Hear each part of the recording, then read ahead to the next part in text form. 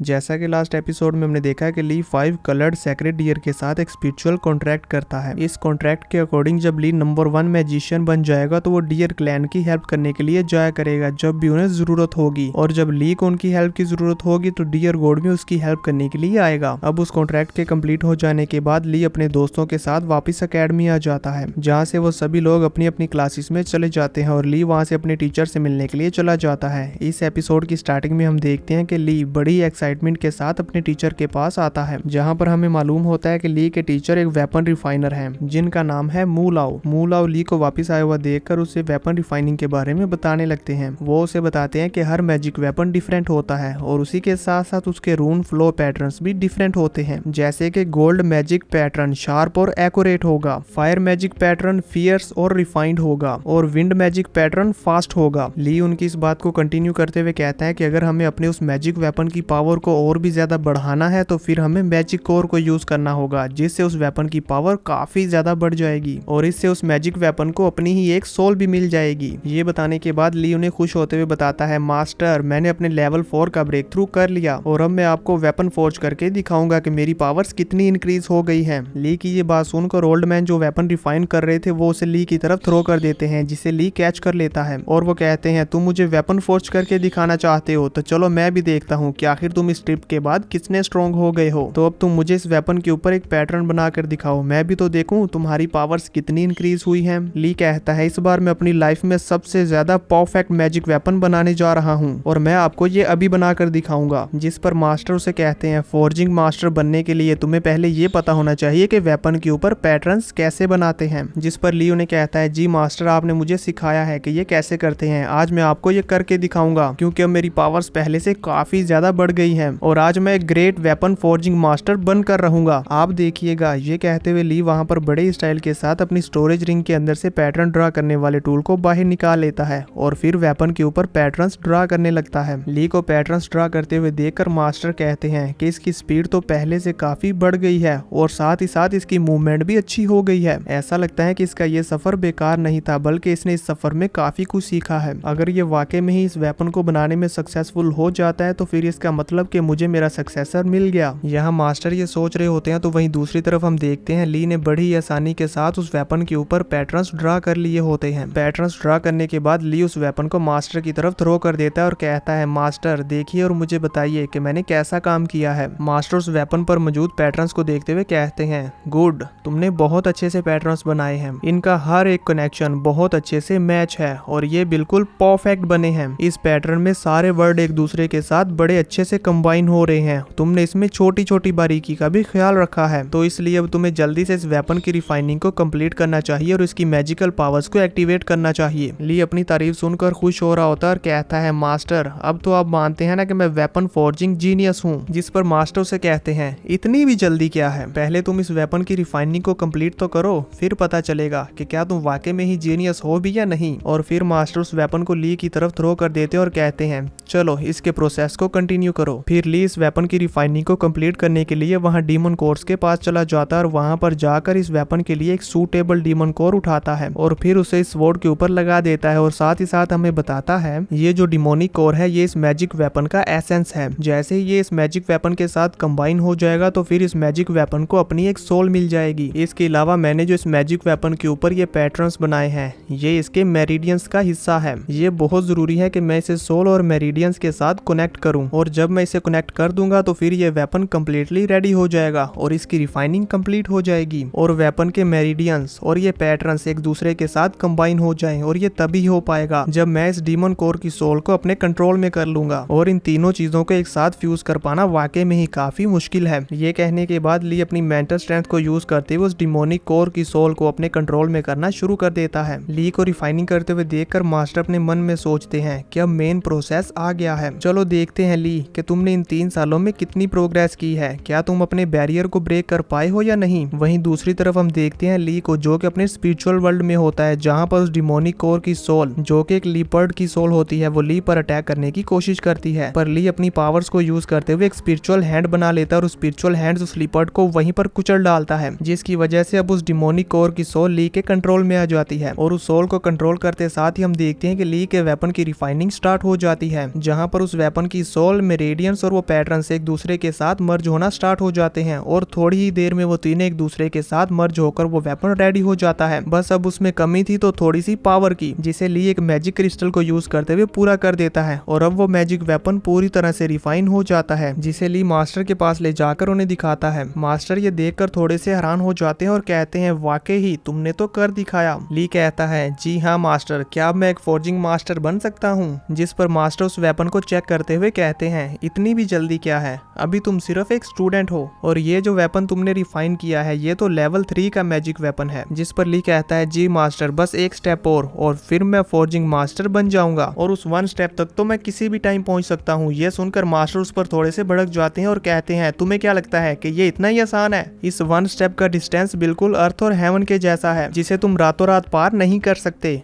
उनकी ये बात सुनकर ली चौंक जाता है। मास्टर अपनी बात को कंटिन्यू करते हुए कहते हैं कि बहुत से लोगों को इस 1 स्टेप के डिस्टेंस को कंप्लीट करने में अपनी पूरी जिंदगी लग जाती है, लेकिन फिर भी वो इसी में ट्रैप्ड रह जाते हैं। तो ली उन्हें कहता है मास्टर, अगर मैंने लेवल 4 का वेपन बनाकर दिखा दिया तो क्या आप मुझे कोई रिवॉर्ड देंगे? तो मास्टर से कहते हैं अगर तुमने वाकई में ही लेवल 4 का मैजिक वेपन बना दिया और तुम उसे बनाने में कामयाब हो गए तो मैं उसी मूवमेंट से तुम्हें आजाद कर दूंगा, फिर तुम जो चाहो कर सकते हो, तुम्हें मेरे साथ काम करने की जरूरत नहीं होगी। ली उनकी इस बात पर एग्री हो जाता है और कहता है मास्टर, जब मैं बाहर जाया करूंगा तो मैं आपके लिए काफी सारे डीमन कोर क्रिस्टल लेकर आऊंगा, बिल्कुल ऐसे ही जैसे इस बार लेकर आया। उसकी ये बात सुनकर मास्टर कहते हैं अगर ऐसा है तो फिर मैं जो भी लेवल 4 या उससे नीचे के वेपन्स बनाऊंगा उन्हें बेचने पर मुझे जो भी पैसे मिलेंगे मैं वो सारे पैसे तुम्हें दूंगा। उनकी ये बात सुनकर ली हैरानी के साथ कहता है क्या आप वाकई में ही सीरियस हैं? जिस पर मास्टर से कहते हैं मुझे तो ये भी याद नहीं कि मैंने पिछले कुछ सालों में कितने ज्यादा मैजिक वेपन्स को बनाया है। मेरे हाथों में से बहुत सारे मैजिक वेपन्स गुजरे, कुछ लो लेवल के तो कुछ हाई लेवल के, पर मैं इतना खुश कभी भी नहीं हुआ जितना तुम ये लो लेवल का मैजिक वेपन बनाकर खुश हो रहे हो। अब ली उन्हें कहता है ठीक है मास्टर, अब मैं आपको लेवल 4 का मैजिक वेपन बनाकर दिखाऊंगा। और फिर ली वहां पर पड़े हुए वेपन्स में से एक मैजिक स्टिक को उठा लेता है और फिर उसे लेवल 4 का मैजिक वेपन बनाने के लिए उसके ऊपर पैटर्न्स ड्रा करना शुरू कर देता है। साथ ही साथ ली हमें बताता है कि अलग अलग तरह के वेपन्स के ऊपर अलग अलग तरह के पैटर्न्स ड्रा होते हैं। ये डिपेंड करता है कि वो वेपन किस तरह का है और वो कितना ज्यादा पावरफुल बनाया जा सकता है। ली को यूं मन लगाकर वेपन बनाते हुए देखकर मास्टर अपने मन में सोचते हैं कि इस बच्चे ने अपनी स्ट्रेंथ को अच्छी तरह से कंट्रोल कर लिया है और साथ ही जब उतना वीक नहीं है जितना कि पहले था, अब ये काफी ज्यादा स्ट्रॉन्ग हो गया है और साथ ही साथ शांत भी। इसका ये बिहेवियर बताता है कि इसकी लाइफ में जितनी भी डिफिकल्टीज थी वो सब अब खत्म हो चुकी है और ये अब अपनी लाइफ में और ज्यादा प्रोग्रेस करने के लिए रेडी है। मास्टर अपने मन में ये सोच रहे होते हैं तो वही दूसरी तरफ हम देखते हैं कि ली ने उस लेवल 4 के मैजिक वेपन की रिफाइनिंग को कंप्लीट कर लिया था, जिसे कंप्लीट करने के बाद ली उस वेपन की पावर्स को चेक करता है। उस वेपन की पावर को देखकर मास्टर कहते हैं इसकी पावर को 50% और भी बढ़ाया जा सकता था। अनफॉर्चुनेटली हमारे पास वो मटेरियल्स नहीं है जिससे हम इसे और ज्यादा स्ट्रॉन्ग कर सकते हैं। ली खुश होते हुए कहता है तो मास्टर इसका मतलब क्या आपने मुझे वेपन फोर्जिंग मास्टर मान लिया है? जिस पर मास्टर से कहते हैं हाँ बिल्कुल, और अब से मैं भी आराम कर सकता हूँ क्योंकि तुम एक फोर्जिंग मास्टर बन गए हो, इसलिए अब ये जगह मैं तुम्हारे हवाले कर रहा हूँ, तुम यहाँ जो चाहो कर सकते हो। जिस पर ली उन्हें कहता है टीचर मू, मजाक नहीं करो, यहाँ पर जितने भी मटेरियल्स हैं ये बहुत ज्यादा वैल्यूएबल है, मैं इन्हें लेने की हिम्मत नहीं कर सकता। तो मास्टर से कहते हैं सिर्फ तुम ही मेरे इकलौते स्टूडेंट हो,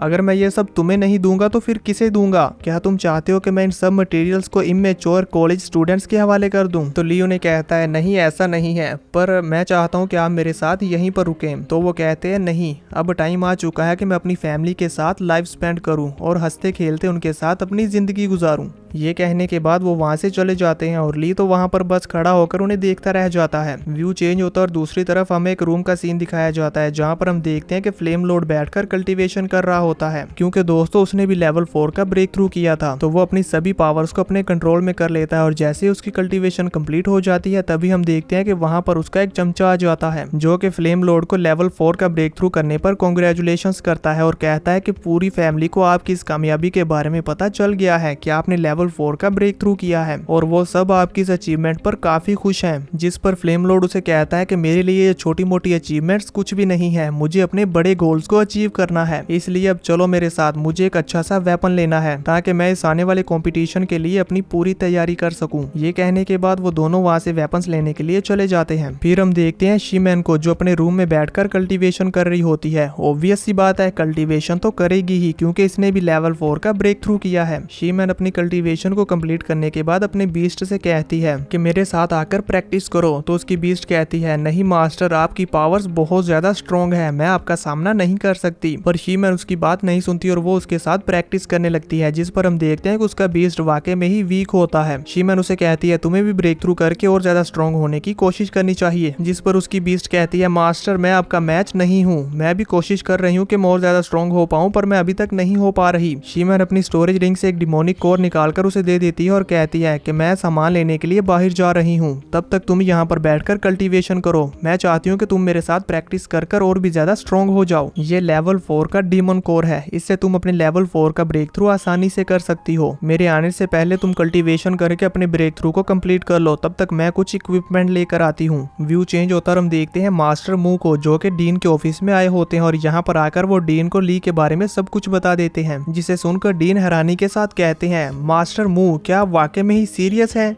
क्या आप अपनी जगह ली को दे रहे हैं? जिस पर मास्टर मू कहते हैं, क्या आप मेरी जजमेंट पर डाउट कर रहे हैं? डीन कहते हैं, नहीं नहीं, मैं ऐसा कैसे कर सकता हूँ, बस मैं यकीन नहीं कर पा रहा कि ली ने अभी सिर्फ कुछ दिन पहले ही हमें अपनी पावर्स को दिखाया है और अब वो इतनी बड़ी पोस्ट पर आ गया है कि उसने फोर्जिंग मास्टर का लेवल को अचीव कर लिया और साथ ही साथ उसने आपकी जगह को भी ले लिया। ये मेरे लिए हजम कर पाना थोड़ा मुश्किल है। उसने अपनी एबिलिटीज को हमसे छुपाए रखा, मैं उस पर कैसे यकीन कर लूं? जिस पर मास्टर मू ने यकीन दिलाते हुए कहते हैं कि वो छोटा सा बच्चा था जब मेरे पास आया था और तब से वो मेरे साथ काम कर रहा है और ये कोई बड़ी बात तो नहीं कि उसने अपनी पावर्स को छुपाए रखा। जब टाइम आया उसने अपनी पावर्स को शो किया। हर किसी के अपने अपने सीक्रेट्स होते हैं, वो नहीं चाहता था कि सभी स्टूडेंट्स को उसके बारे में मालूम हो कि वो कितना स्ट्रॉन्ग है, इसीलिए उसने अपनी स्ट्रेंथ को हाइड रखा। वो एक स्मार्ट लड़का है जो कि फ्यूचर में काफी कुछ अचीव कर सकता है और वो वाकई में ही एक अच्छा फोर्जिंग मास्टर है, इसीलिए मैंने उसे अपनी जगह दे दी। मास्टर मूलाओ की ये बात सुनकर दीन उन्हें समझाते हुए कहते हैं कि उसने आपकी जगह ले ली, ये तो ठीक है, पर क्या आपको नहीं मालूम कि उसने 5 मैजिक एलिमेंट्स को अवेकन किया है और मेरे हिसाब से उसके लिए मैजिक प्रैक्टिस करना ज्यादा बेटर रहेगा। आप इस तरह से उसे अपनी पोजीशन देकर एक ही जगह पर स्ट्रक नहीं कर सकते। दीन की ये बात सुनकर मास्टर मू ने कहते हैं, आपकी सोच कितनी छोटी है, आपको क्या लगता है कि मैं उसे अपनी पोजीशन देकर उसे आगे बढ़ने से रोक रहा हूँ? नहीं, बल्कि वो एक फोर्जिंग मास्टर बनकर अपनी पावर्स को और भी तेजी के साथ बढ़ा सकता है। और क्या आपको नहीं मालूम कि मैजिक वेपन्स को बनाने के लिए कितनी ज्यादा मेंटल स्ट्रेंथ लगती है? जैसे जैसे वो वेपन्स को फोर्ज करेगा वैसे वैसे उसकी पावर्स और उसकी स्ट्रेंथ बहुत ज्यादा बढ़ती जाएगी